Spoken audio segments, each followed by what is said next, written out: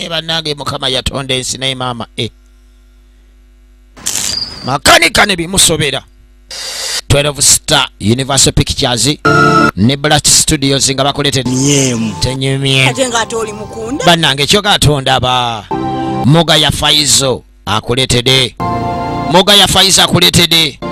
nate njagala bwetegereze ekyakabi kiguse nate muna Uganda mukama lwaki tonsaasiddeeko ndaba kikino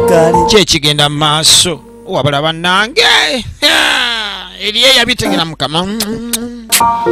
yannange andi bagamba nti true love era nga mu kaseera kennyini kyolina okutegeera okwagala guba mutima naye waliwo trouble ani gwokwanira ku soda mbwagowayo abakazi bakyabakwanira ku soda naye mukulu oli ku kiwanno oyasaamirira nze kyogamba siriiyo ine bannange tuli kuki Mr. Wanji twogere kugwe abakazi bulimu kubateekamu sayansi ine bannayo mukyalo ono ndabyenzi owayiwa baaki Geoffrey King kamera ne editor byana yabiriko mwana wa mutawana nyoyo bwobulira nti ate Geoffrey King aze ngali ne 12 Star Pictures wamu ne Faizo Mugaya omanya nti kyekyo kyennyini kati Neighbour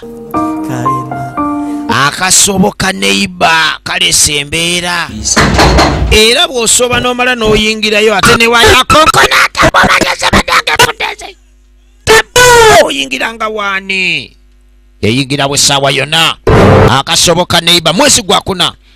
Katerega Medi ate nga Moga ya Faizo producer wabulanga bagamba nti coming soon on DVD.